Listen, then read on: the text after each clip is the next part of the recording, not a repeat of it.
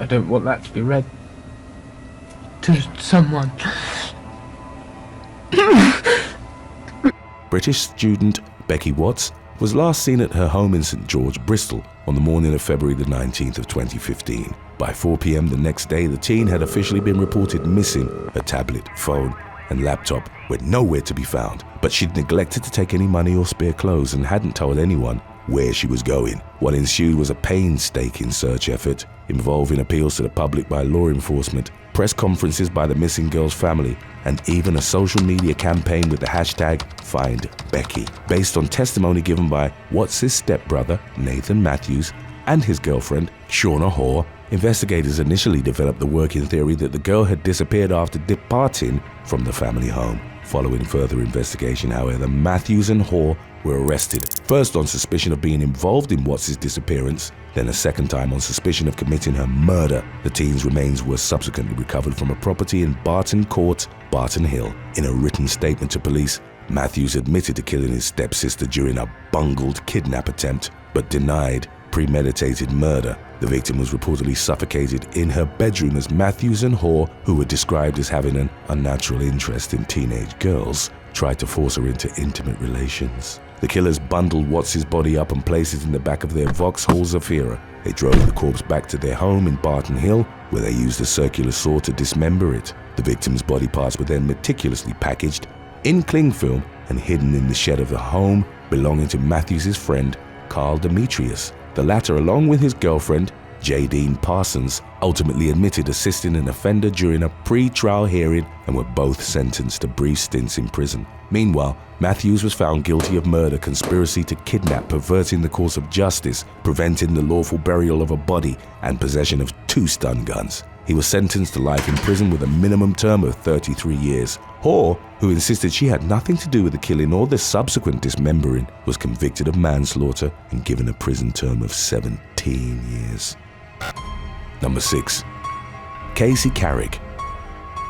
On December the 12th of 2018, a South Carolina woman was arrested for intentionally running over her stepsister with her car. Police responded to Edisto Drive in Orangeburg County, where witnesses watched 35-year-old Casey Carrick drive directly into her stepsister, who was then dragged underneath the vehicle. The incident had reportedly been precipitated by an argument between the step-siblings, though the specific nature of their disagreement wasn't disclosed in initial reports. The victim was left with severe injuries but fortunately survived. Carrick was arrested and held in custody without bond on a charge of attempted murder. In January of 2020, the woman pleaded guilty and was subsequently sentenced to 15 years behind bars. If she stayed out of trouble for the first 7 years, Carrick's remaining sentence would be suspended and she'd be released on probation. Number 5. Matt Kennedy. 22-year-old Kimberly Ratliff was found dead inside a car in Council Bluffs, Iowa on January the 12th of 1999. Her throat had been slashed to the point where she was nearly decapitated, and the rest of her body had been mutilated as well. Ratliff was last seen leaving her job at the Airlight Plastics Company in Omaha a few days earlier. The lack of blood inside her vehicle, as well as the fact that her clothes had reportedly been changed, led police to believe that she'd been killed elsewhere before being left in the car. The gruesome crime went unsolved for decades. During an interview with the Des Moines Register in 2016, Ratliff's mother and stepfather revealed that she'd been known to spend time with drug dealers and users. In a separate statement, the victim's biological father publicly blamed his slain daughter's drug use on her extremely possessive stepfather. There weren't any further updates on the case until October of 2020, when authorities announced that they had a man in custody. Ratliff's stepbrother, Matt Kennedy, was arrested in Montana on suspicion of committing her murder. Investigators reportedly found small traces of Kennedy's DNA on the victim's clothing, and prosecutors claimed he was the last person to see her alive. He was brought to trial on a charge of first-degree murder in the summer of 2021. Following a week of criminal proceedings in Pottawatomie County Court, Kennedy was found not guilty in a surprise twist of events. The lead prosecutor indicated that the man's acquittal would likely serve as the conclusion to Ratliff's case, despite the lack of closure on the matter. Number 4. Christopher McKinney. Just before midnight on December the 11th of 2020, law enforcement were called to the scene of a domestic violence incident at an apartment in Madison Heights, Michigan. As shown in viral body cam footage of the resulting police encounter, 29-year-old Christopher McKinney was found lying in the hallway outside the home, covered in blood. A police spokesman later reported that there was blood everywhere, all over the walls, the ceilings, and the hallway. Upon entering the apartment, officers came upon a pair of critically wounded victims, identified as McKinney's 66-year-old mother and 71-year-old stepfather. All three of the home's occupants were taken to the hospital for treatment. While McKinney and his mother ultimately survived, the former stepfather, Raymond Mancini, succumbed to his injuries 4 days later. During law enforcement's initial response to the scene, they moved to arrest McKinney on suspicion of perpetrating the attack on his parents. He'd reportedly been playing video games in their bedroom when they asked him to leave so they could get some sleep. McKinney subsequently punched the victims several times, after which Mancini fetched a knife to defend himself and his wife. A tussle ensued, which culminated with McKinney grabbing hold of the blade and stabbing his parents. As he was later being arrested, the man resisted officers, allegedly assaulted and spitting on them. He therefore had 2 counts of resisting or assaulting police added to his list of offenses, which also included 2 counts of assault with intent to murder. Following Mancini's death, McKinney was formally charged with his murder as well. In the aftermath, it was reported that the man had previously faced counts of assault in connection with another domestic episode involving his parents, but those charges were later dropped. On day 2 of the resulting trial, McKinney entered a plea of no contest to reduce charges of second-degree murder and assault with intent to do great bodily harm. He was consequently sentenced to between 10 and 40 years for murder, as well as an additional 6 to 10 years for assault. Number 3. Philip Manshaus. Norwegian man Philip Manshaus gained international notoriety following his attempted mass shooting at the Al-Noor Islamic Center in the affluent Oslo suburb of Bærum on August 10th of 2019. The 21-year-old entered the mosque armed with 2 long guns and a pistol and immediately opened fire. Prayers had just concluded, so there were only 3 elders remaining inside when Manshaus started shooting, none of whom ended up getting hit. One of the men, identified as 65-year-old Mohammed Rafiq, pinned the suspect to the ground and kicked his weapon away from him, while another man struck him over the head to subdue him. When police arrived at the scene, Rafiq still had Manshaus in a headlock. After the latter was taken into custody, Rafiq was treated for the minor injuries he'd sustained in the scuffle. While no one was killed in the shooting, there had reportedly been a fatality in connection with Manshaus's outburst of violence. Upon searching the suspect's family home, police came upon the dead body of his stepsister, Johan Jangjia Il Hansen. The 17-year-old, who'd been adopted at the age of 2, was gunned down by a .22 caliber rifle that was later recovered from Manshaus's car. Local authorities informed the press that they believed Manshaus's attack on Johan had been racially motivated. The Norwegian Police Security Service later revealed that they'd received a tip regarding Manshaus roughly a year before the attacks. The tip hadn't been investigated, however, because it was too vague and didn't detail any imminent plans of violence. In June of 2020, Manshaus was convicted of his criminal charges, including murder, and was sentenced to 21 years in prison as punishment. His sentence came with a stipulation that he would remain imprisoned indefinitely if he was determined to pose any further threat to society. Today's topic was requested by Agnes McKillerton. If you have any other topics you'd like to learn about, subscribe and let us know in the comments section below.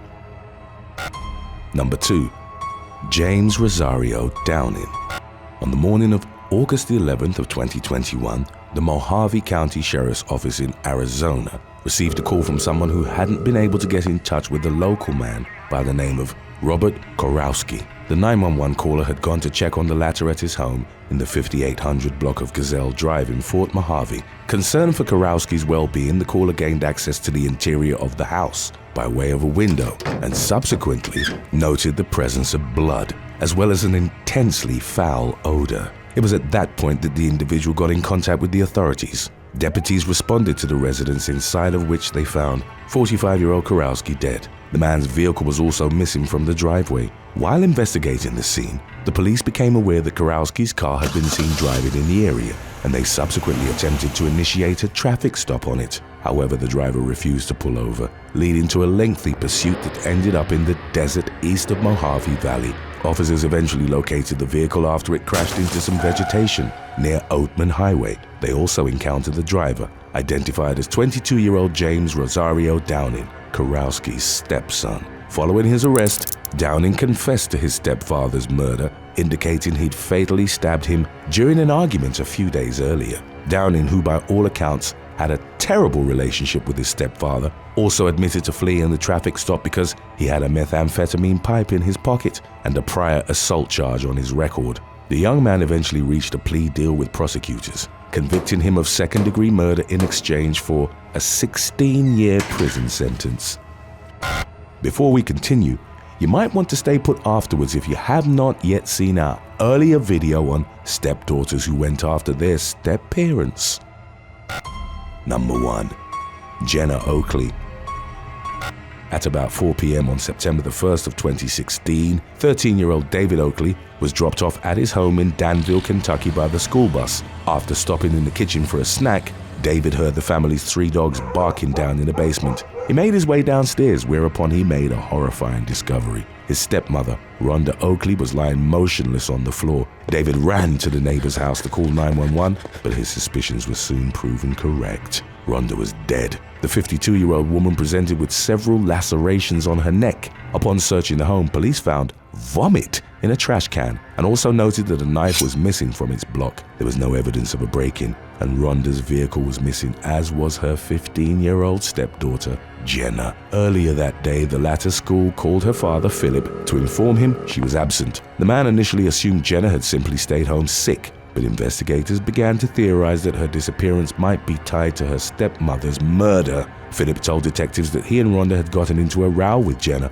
after they learned of her relationship to Kenneth Nye, who was 5 years her senior. The young couple had agreed to stop seeing each other, but following Rhonda's sudden death, Philip feared their relationship might have resumed. In Jenna's room, officers found a journal in which she'd written detailed plans to kill her family in order to run away with Nye. The latter's cell phone was tracked to Tucumcari, New Mexico, where local authorities spotted a vehicle matching the description of Rhonda's missing white sedan in a motel parking lot. Jenna and Nye were found sleeping inside the car. The couple were then arrested on suspicion of murder. Nye made an attempt on his own life while in custody, and after spending 6 weeks on life support, eventually succumbed to his self-inflicted injuries. Jenna, meanwhile, was initially charged with first-degree murder before reaching a plea deal. For first-degree manslaughter, the teen was sentenced to 10 years in prison and an additional 5 years for the vehicle theft.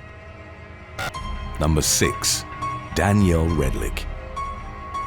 In January of 2019, Michael Redlick, an executive for the University of Central Florida, was found dead at his Winter Park home. The emergency services were called by the man's stepdaughter turned wife, Danielle. The woman told officers that he'd likely succumbed to a heart attack, but they noticed that the scene was suspicious, with blood-soaked towels, mops soaked in blood, and a 5-gallon bucket filled with pinkish water. There was also blood in a bathroom shower that was later confirmed as Michael's by DNA testing.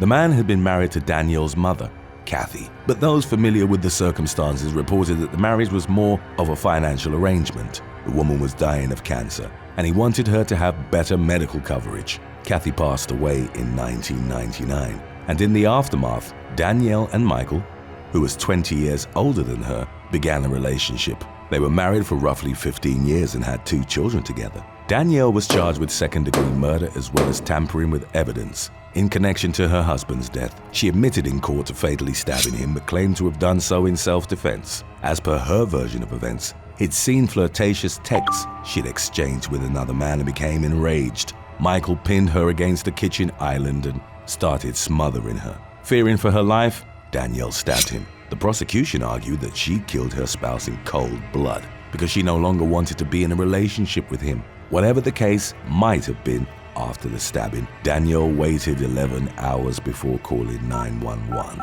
A jury eventually cleared her of murder, but found her guilty of tampering with evidence. She was sentenced to 364 days in jail and 12 months of probation, in addition to being ordered to undergo a mental health evaluation. Number 5. Terra Newell. In just 32 seconds, my life changed forever. is how Terra Newell described the killing of her stepfather, John Meehan, for People magazine. Terra's mother, Deborah, had met the man on an internet dating site in October of 2014. Within roughly a month, they moved into a house in Newport Beach, California. In spite of ongoing tension between the man and Deborah's daughters, Terra and Jacqueline, the couple got married in Las Vegas after only 2 months of dating.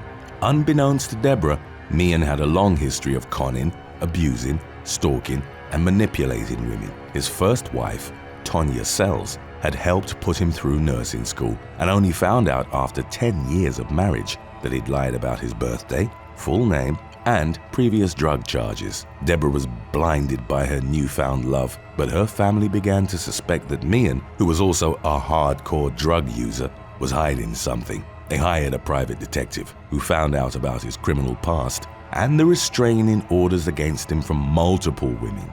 In light of the information, Deborah tried to walk away from the relationship, but Meehan convinced her to take him back as he always had a story to prove he hadn't been in the wrong. They moved into an apartment in Irvine, but in March of 2016, Deborah decided to cut him out of her life and moved to have the marriage annulled. The decision resulted in the man demanding money and sending her threatening messages with promises to ruin her life. He was caught on surveillance footage stealing Deborah's Jaguar from outside her office in Irvine. The vehicle was found a block away, covered in gasoline and with mild fire damage. Then, on August the 20th of 2016, Meehan attacked 24-year-old Terra on the rooftop parking lot of her Newport Beach apartment building. The much larger man approached her from behind with a knife and tried to force her into his car. Terra fought back relentlessly, and after they'd wrestled on the ground, got hold of the knife. She stabbed Meehan 13 times, including once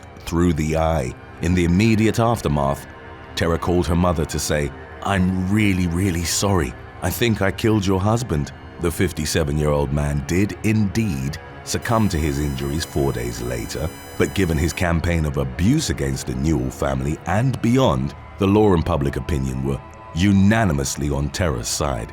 The case of Dirty John, as the man had been nicknamed since college, became the subject of a true crime podcast and a Bravo series starring Eric Bana in the titular role.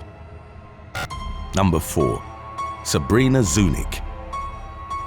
When she was in her early teens and attending Wycliffe High School in Ohio, Sabrina Zunik displayed a propensity for violence, often getting in fistfights. Zunik had been mainly raised by her paternal grandmother, as her parents were often in legal trouble and struggled with substance abuse. She was eventually sent to the Emma Cayley Receiving Home, a behavior modification center in Painesville. After bouncing from one foster family to another, Zunik was placed with Kevin and Lisa Knoffel at their home in Willoughby Hills in the early 2010s. Lisa was a social worker in the abuse department of the Cuyahoga County Department of Children and Family Services, while her husband worked as a truck driver. The couple already had several daughters between them and expected Zunik to easily fit in. However, not long after the troubled teen was placed in their home, she and 42-year-old Kevin secretly began having intimate relations. Lisa became suspicious of them and expressed an intention of sending Zunik away, so they planned to murder her. On the night of November the 16th of 2012, while wearing a ski mask, Zunik attacked her foster mother in her bed. The 41-year-old woman fought back, and one of her other teenage daughters, who'd heard the commotion, tried to intervene. But Zunik couldn't be stopped. She stabbed and cut Lisa more than 150 times with a 10-inch serrated knife. The police arrived at the home to find her drenched in blood, claiming she couldn't remember anything. 6 months after the killing, partly because she'd felt abandoned by Kevin, Zunik told the authorities that they'd been sleeping together and revealed the full extent of the murder plot. She claimed that the man had manipulated her into killing his wife by threatening to take his own life. He'd also told the teen they'd build a future together using the $750,000 from Lisa's life insurance and raise the man's young daughter. Kevin had also given the teenager instructions on how to carry out the killing and told her to feign memory loss upon its discovery. Zunik pleaded guilty to aggravated murder in August of 2014 and was sentenced to life with parole after 30 years. She testified against Kevin at his trial, and he was given the same sentence after a jury found him guilty of conspiracy to commit aggravated murder. Number 3. Julianne Banda. In early April of 2022, a San Antonio woman was arrested in connection to the fatal shooting of her stepfather outside of his West Side home. Local police found 49-year-old Carlos Chavez suffering from gunshot injuries on the sidewalk near the front gate of his residence on April the 21st of 2020. According to an affidavit, the man had been in front of the house when a silver car pulled up close to him. A passenger inside the vehicle shot Chavez multiple times, and he later passed away in a local hospital.